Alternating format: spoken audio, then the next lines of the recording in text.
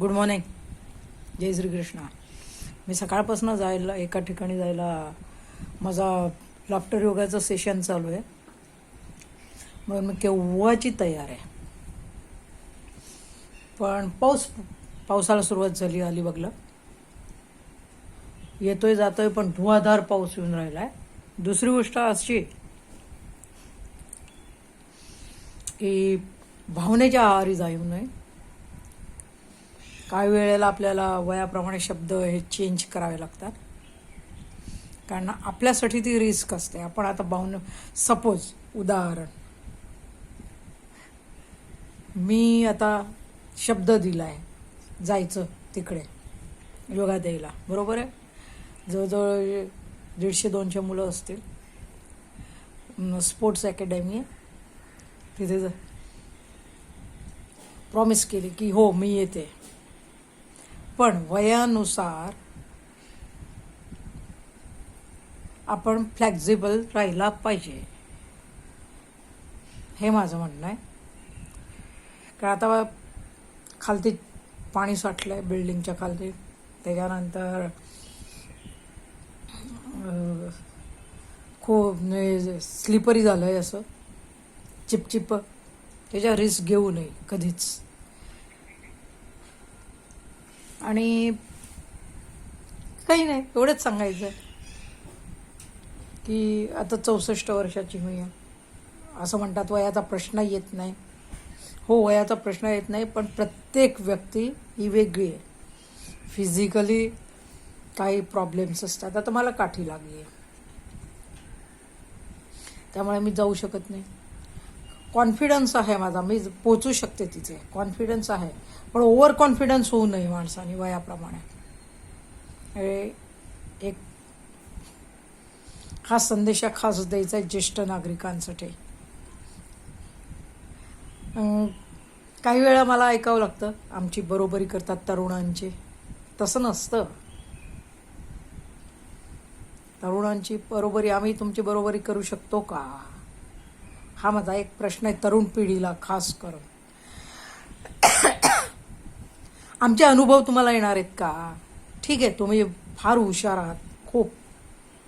तुमची बुद्धिमत्ता खूप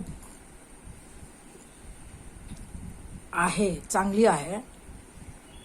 पण हे बोलणं योग्य नाही की तुम्ही आमची बरोबरी करता. नाही शक्य. तुम्ही आमची बरोबरी करू शकत नाही, आम्ही तुमची बरोबरी करू शकत नाही. तुम्ही तुमच्या जागेवर परफेक्ट आहात, आम्ही आमच्या जागेवर परफेक्ट आहोत. तर शब्दाचे बोलताना थोडासा विचार करायला पाहिजे, नाही का? की समोरचे आपले हे ज्येष्ठ नागरिक आहेत, यांनी पण काहीतरी पावसाळे बघितलेत, तेव्हा काहीतरी असतं, बोलत असतात. तर हे शब्द वापरू नये कधीच की आमची बरोबरी करतात. कारण माझ्या लक्षात आलं की मी फिरत असताना कोणी बोलतं ही ना आजीबाई आमची बरोबरी करतात म्हणून. हे मी ऐकलंय डोळ्यांनी, कानाने माझ्या. का मी एक जिब्रिश लाफ्टर देत असताना काय झालं, तिथे मला पटकन बोलले की, म्हटलं जिब्रिश लाफ्टर आहे ना, हे मेंदूसाठी खूप चांगलं आहे आणि याच्यासाठी चांगलं आहे आपलं. कशासाठी? पॅरालिसिस अटॅक केलेला असतो ना जिभेसटचा, तोंडासाठी जो हा एक्सरसाइज आहे, हा खूप चांगला एक्सरसाइज आहे. तर त्यावेळेला ते जिब्रिश लाफ्टर हे करावं, उलट करवून घ्यावं. मी सक्सेस केलेल्या आहेत स्टोऱ्या, म्हणून मी बोलतीये.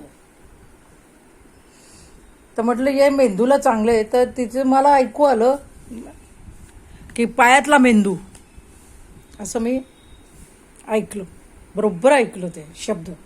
पण चुकीचं आहे हे, चुकीचं आहे. जर जिब्रिश लाफ्टर आहे ना, याच्याद्वारे तुम्हाला मला संदेश द्यायचा आहे की जिब्रिश लाफ्टर आहे ना,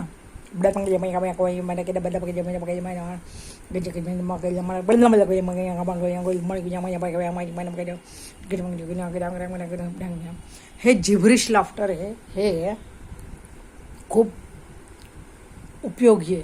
ज्या वेळेला पॅरालिसिसचा अटॅक येतो, तोंडाला आपल्याला बोलता येत नाही का, जिभेला एक्सरसाइज सांगतात आपल्याला करायला, हे टाळूला असं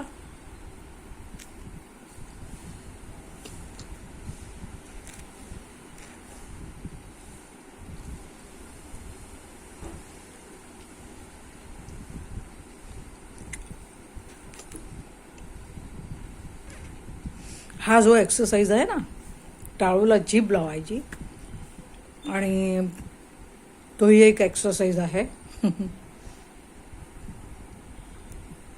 मी आता खालती उतरू शकत नाही चिपचिप झाल्यामुळे, त्यामुळे मी हा लगेच तयार असताना म्हटलं व्हिडिओ बनवून टाकूयात चला. म्हणून हा एक व्हिडिओ बनवते. तर जिब्रिश लाफ्टर अवश्य करावं,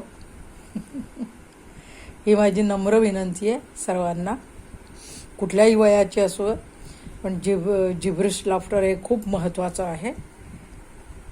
बाकी काही नाही सांगायचं.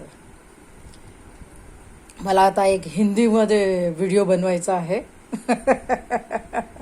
त्याच्यात गुजराती आणि हिंदी दोन्ही असणार आहे. तर धन्यवाद परत एकदा. माझं आव्हान आहे तरुण पिढीला की रिस्पेक्ट करा. आम्ही पण तुमची रिस्पेक्ट करतोय, तुमच्या टॅलेंटला आम्ही सलाम करतो, पण याचा अर्थ हा नाही की तुम्ही आमच्या ज्येष्ठ नागरिकांची तुम्ही मश्करी कराल. हे मला तुम्हाला सांगायचं आहे बरं का. धन्यवाद. चला.